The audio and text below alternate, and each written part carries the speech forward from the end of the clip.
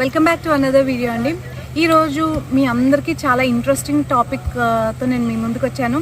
So work life style India versus Canada అండి.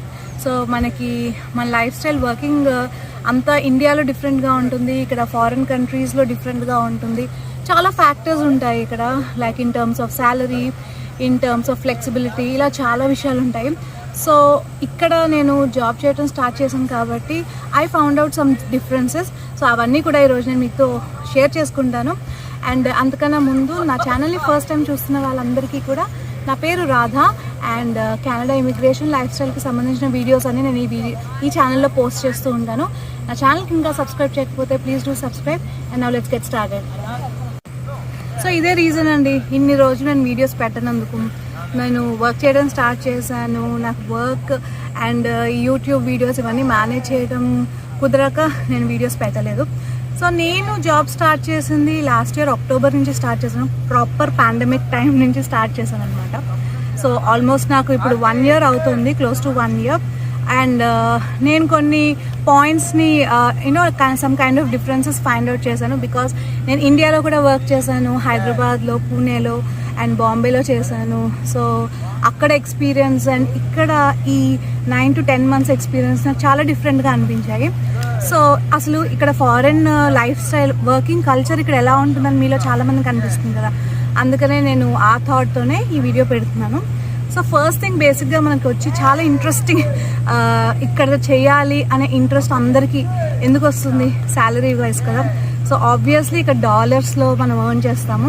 So ఇండియాలో ఎంత హై లెవెల్ పొజిషన్లో ఉన్నా సరే మనకు అక్కడ ఐఎన్ఆర్లో శాలరీ రావడం వేరు, ఇక్కడ మనకి డాలర్స్లో రావడం వేరు. సో మీరు ఇక్కడ బేసిక్ లెవెల్ జాబ్ చేసినా సరే, నేను మీతో చాలా వీడియోస్లో మాట్లాడాను, ఇక్కడ బేసిక్ లెవెల్ జాబ్ చేసినా సరే మనకి మంత్లీ $2,000 వస్తాయని. అంటే దట్ ఈస్ క్లోజ్ టు 1,10,000, 1,15,000 వరకు వస్తుంది ఆఫ్టర్ ట్యాక్సెస్.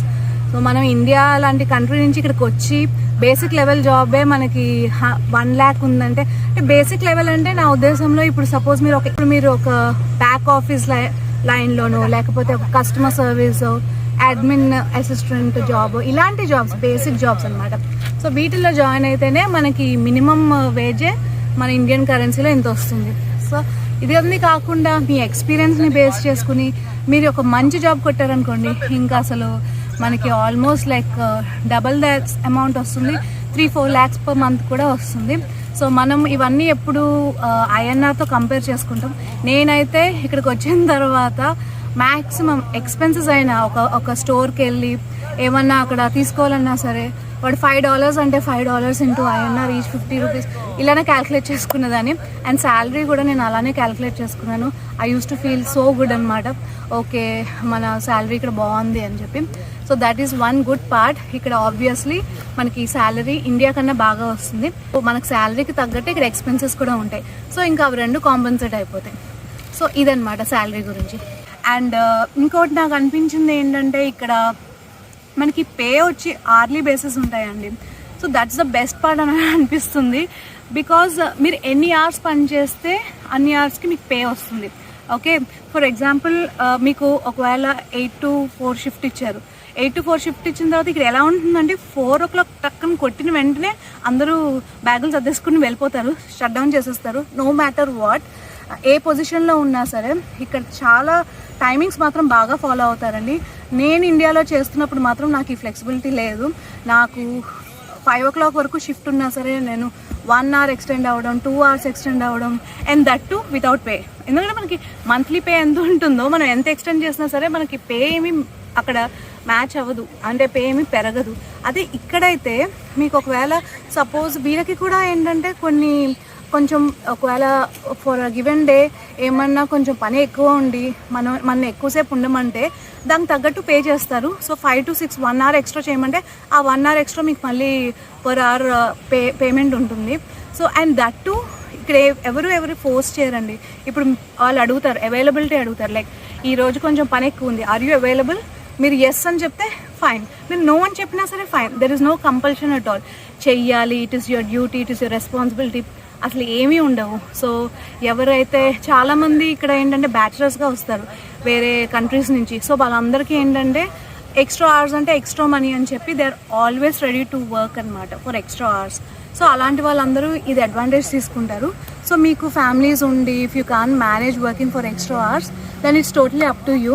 సో ఇది నాకు బాగా నచ్చింది ఇక్కడ, బికాస్ హ్యావింగ్ అ ఫ్యామిలీ, ఇంట్లో బాబుని పెట్టుకుని అన్నీ మేనేజ్ చేసుకోవాలి అని అంటే మీకు ఈ మాత్రం ఫ్లెక్సిబిలిటీ ఉండాలి. సో ఇది నాకు బాగా నచ్చింది. అండ్ మీకు ఒకవేళ అవర్లీ పే కాకుండా మంత్లీ పే అయినా సరే ఈ టైమింగ్స్ మాత్రం ఇలానే ఫిక్స్ ఉంటాయి.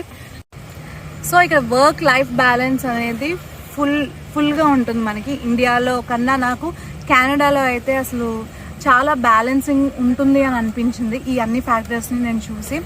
అండ్ ఆల్సో మీకు ఇక్కడ లీవ్ పాలసీ కూడా చాలా బాగుంటుందండి.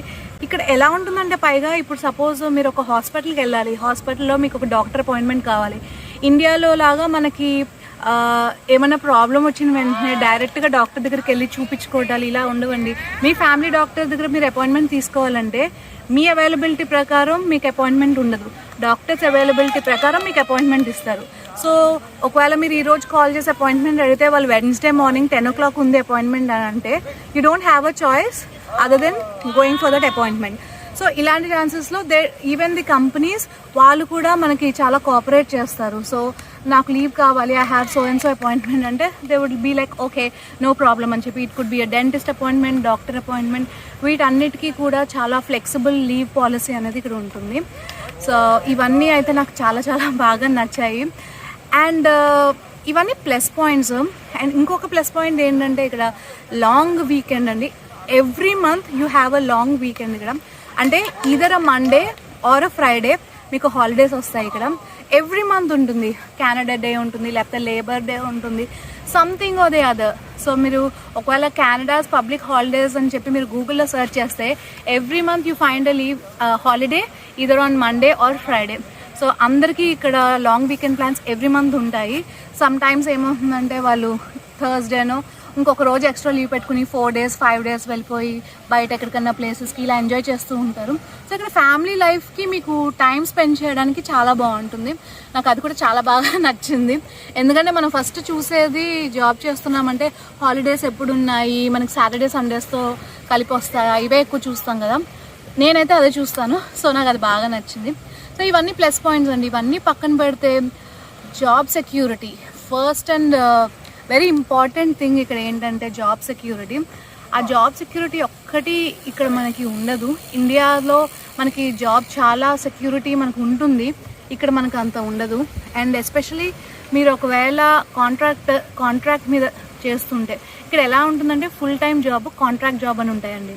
సో కాంట్రాక్ట్ జాబ్ అంటే లైక్ మీకు ముందే ఇంటర్వ్యూ టైంలోనే చెప్తారు ఇది కాంట్రాక్ట్ జాబ్ అని చెప్పి. This is a contract for 12 months 18 months ఒక స్పెసిఫిక్ పీరియడ్ చెప్తారనమాట. సో ఆ పీరియడ్ అయిపోయిన తర్వాత లక్కీగా చాలా తక్కువ పర్సంటేజ్ ఏమవుతుందంటే మీకు కాంట్రాక్ట్ ఎక్స్టెండ్ అయ్యి మిమ్మల్ని ఇంకా కొన్ని మంత్స్ రిటైన్ చేసుకుంటారు. But most of the cases ఆ కాంట్రాక్ట్ అయిపోయిన వెంటనే you have to go and find another job. So ఇలాంటి జాబ్స్ ఒకవేళ మీకు కాంట్రాక్ట్ 12 months అని తీసుకున్నా సరే మధ్యలో వాళ్ళకి ప్రాజెక్ట్ ఏమైనా ప్రాబ్లం వచ్చినా ఏమైనా సరే ఒక 6 monthsలో జాబ్ పోవడము, ప్రాజెక్ట్ పోవడము, ఆర్ మీరు ఫుల్ టైం జాబ్ తీసుకున్నా. ఇప్పుడు మేము ఫుల్ టైం చేశాను, నేను అక్టోబర్లో జాయిన్ అయ్యాను. అక్టోబర్లో జాయిన్ అయిన తర్వాత కూడా మా కంపెనీలోనే చాలా లే ఆఫ్స్ అయ్యాయి. సడన్గా వస్తారు, వచ్చి దిస్ ప్రాజెక్ట్ ఇస్ గాన్ అంటారు. సో ఇక్కడ మనకి ఏంటంటే జాబ్ సెక్యూరిటీ లేదు. అఫ్ కోర్స్ జాబ్ సెక్యూరిటీ అంటే మీకు జాబ్ ఉండదు, కానీ దాని తర్వాత బెనిఫిట్స్ బాగానే ఉంటాయి. ఫర్ ఎగ్జాంపుల్ ఇప్పుడు కోవిడ్ ఉంది, కోవిడ్ టైంలో చాలా మందికి జాబ్ లాస్ అయ్యి అసలు చేస్తున్న వాళ్ళని సడన్గా మీరు నెక్స్ట్ వీక్ నుంచి రావద్దు అని చెప్పి పంపించేసిన సిచ్యువేషన్స్ చాలా నేను చూశాను. కానీ అలాంటి వాళ్ళందరికీ ఎంప్లాయ్మెంట్ ఇన్సూరెన్స్ అని చెప్పి, కోవిడ్ CERB బెనిఫిట్స్ అని చెప్పి వాళ్ళకి ఎంతో అంత ఇక్కడ కెనడియన్ గవర్నమెంట్ హెల్ప్ చేస్తుంది అనమాట. సో అది ఒకటి మళ్ళీ మనకి చాలా మెచ్చుకోదగిన విషయం కెనడాలో. సో అలా వదిలే జాబ్స్ పోయినప్పుడు ఏంటంటే మనకి ఎంప్లాయ్మెంట్ ఇన్సూరెన్స్ అని చెప్పి ఆల్మోస్ట్ లైక్ 6 months మీకు 50% ఆఫ్ ది శాలరీ ఇస్తారు. So 6 months is a good time to get another job. మనకి manageable, at least without any income కన్నా ఏదో ఒక ఇన్కమ్ మనకి ఉంటుంది చేతిలో. మనకి ఫుడ్ అండ్ డైలీ ఎక్స్పెన్సెస్కి కవర్ అవుతాయి. సో ఇలాంటి బెనిఫిట్స్ ఇక్కడ ఉన్నాయి. ఇంకా అండ్ ఇక లీవ్ పాలసీ ఒకటి మీరు తీసుకుంటే ఇనీషియల్గా కొత్తగా జాబ్లో జాయిన్ అయిన వాళ్ళకి మినిమం 2 వీక్స్ లీవ్ ఉంటుందండి పర్ యానం. 2 to 3 వీక్స్ ఉంటాయి. మీరు కొంచెం ఇక్కడ ఎక్స్పీరియన్స్ గెయిన్ చేసుకుని కొంతకాలం అయిన తర్వాత ప్రాబబ్లీ మీకు 4 వీక్స్ ఇస్తారు. సో అదొకటి.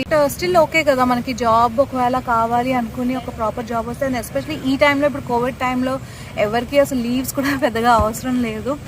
అండ్ ఇప్పుడు ఇక్కడ కోవిడ్ కాబట్టి మాకు లాస్ట్ ఇయర్ నుంచి ఆల్మోస్ట్ 1 year నుంచి మేము వర్క్ ఫ్రమ్ హోమ్ చేస్తున్నాం ఇక్కడ. అండ్ ఈ ఇయర్ అంతా కూడా వర్క్ ఫ్రమ్ హోమే మాకు ఆల్మోస్ట్ ఉంటుంది. ఇవన్నీ మేజర్ డిఫరెన్సెస్ అయితే నాకు ఇండియాలో కెనడాలో ఇంతే అనిపించాయి. మిగిలింది ఏముందని, మన పని ఎక్కడైనా, ఇండియా అయినా కెనడా అయినా, మనకి ఇచ్చిన టాస్క్, మనకి ఇచ్చినవన్నీ మనం పర్ఫెక్ట్గా టైంకి చేసి మనం సబ్మిట్ చేయగలిగితే ఏ కంపెనీ అయినా సరే వాళ్ళ ఎంప్లాయీస్ని బాగా చూసుకుంటారు. బట్ సో మన ఇండియన్స్ అందరం ఏంటంటే బాగా చాలా హార్డ్ వర్కింగ్ అండి. ఇప్పుడు నేను చేస్తున్న కంపెనీలోనే, నా ప్రాసెస్లోనే ఆల్మోస్ట్ మీరు నంబర్ నేను చెప్తే 70% ఇండియన్సే ఉన్నారు. నేనైతే అసలు చూసి షాక్ అయిపోయాను. ఇంతమంది Indians different parts of India నుంచి అనమాట. రాజస్థాన్ నుంచి, బెంగళూరు నుంచి, తమిళనాడు నుంచి, అలా డిఫరెంట్ పార్ట్స్ ఆఫ్ ఇండియా నుంచి చాలామంది ఉన్నారు. చాలా హ్యాపీగా ఫీల్ అయ్యాను అసలు ఇంతమంది ఇండియన్స్ ఉండేసరికి. సో మనందరం హార్డ్ వర్కింగ్ కాబట్టి ఇక్కడ ఎక్కడైనా సరే ఇండియన్స్ అంటే వాళ్ళకి ఇక్కడ ఒక కైండ్ ఆఫ్ రెస్పెక్ట్ కూడా ఉంటుంది. Like they are hard working people అని ఆపర్చునిటీస్ కూడా ఎక్కువ ఇస్తారు. And mostly that is what నా ఎక్స్పీరియన్స్ బట్టి నాకు ఈ ఫ్యూ మంత్స్లో నాకు అనిపించిన పాయింట్స్ ఇవన్నమాట. సో నేను ఇండియాలో ఉన్నప్పుడు నాకు చాలా ఇంట్రెస్ట్ ఉండేది అసలు ఒక ఫారెన్లో వర్క్ చేయడం అంటే, ఒక ఫారెన్ కంట్రీలో ఎలా ఉంటుంది, అక్కడ లైఫ్ స్టైల్ ఎలా ఉంటుంది, లైక్ కంపెనీ పాలసీస్ ఎలా ఉంటాయి, ఇలా చాలా నాకు ఇంట్రెస్ట్ ఉండేది తెలుసుకోవడానికి. అలానే నాలాగా మీలో చాలామంది ఉంటారు, మీకు కూడా ఇలాంటివి అన్నీ ఇంట్రెస్టింగ్గా ఉంటాయి అని అనిపించి నేను ఈరోజు ఈ వీడియో చేస్తున్నాను. ఈ వీడియో కనుక మీకు నచ్చితే లైక్ చేయండి.